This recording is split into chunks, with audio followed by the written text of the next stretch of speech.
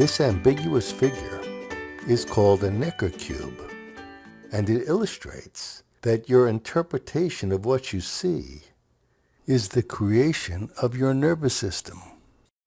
You can override the default interpretation created by your brain by mindfully choosing how you look at it. So let's do a little thought experiment. Gaze at the cube for a few moments and notice how the blue side shifts between being the back and front face of the cube all on its own. Notice how your nervous system automatically generates these alternating interpretations of reality for you. Now you can use this ambiguous figure to experiment with a different way to interpret the stimulus. So look at these two diagrams of the Necker cube and regard the dashed lines as invisible. You'll find that it requires effort to override the neurological processes that want to shift back and forth between these perspectives. So your challenge is to utilize your cognitive faculties to intentionally choose the reality you experience. So start by interpreting the figure as a cube with a blue front face. When you have that, then intentionally change the way you perceive the figure so you interpret the blue square as the rear face of the cube.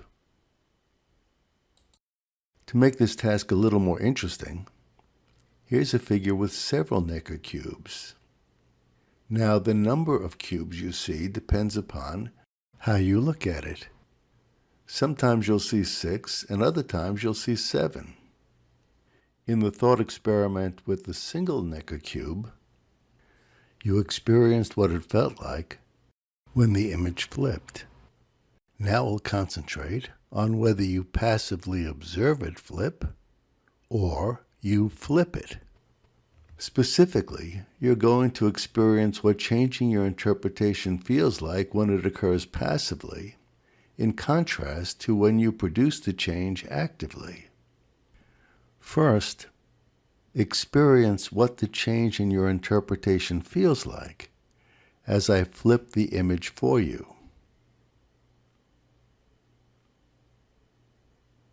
Now it's your turn to change your interpretation of what you see intentionally.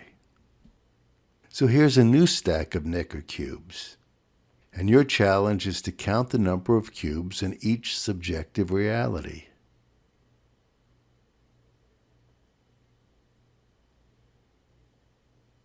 If you are able to change your perception intentionally, you have the power to mindfully influence your subjective reality. As you'll soon discover, this capability is the key to escaping recurring patterns of unwanted outcome. The Necker cube is probably the simplest example of an ambiguous stimulus.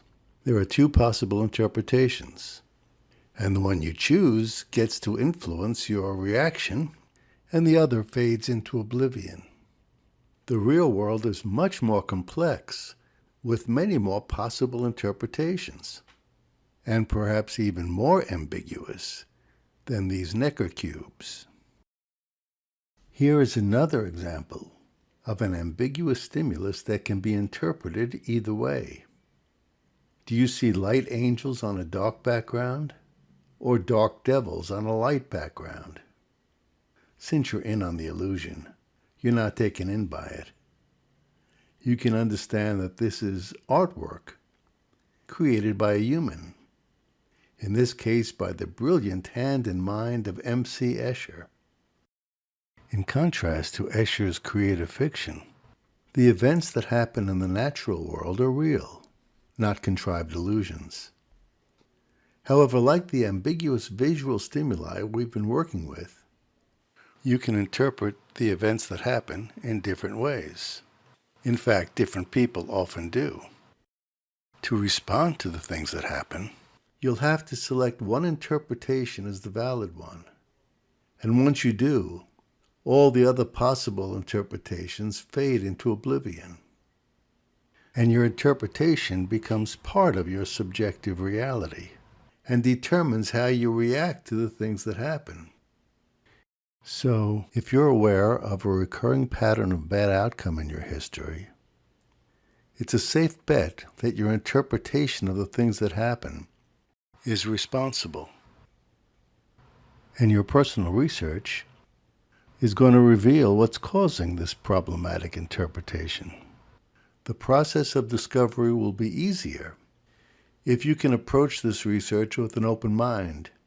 So see if you can suspend all your preconceptions and beliefs, and at least for the duration of this research project, adopt Socrates' motto: "The only thing I know is that I know nothing."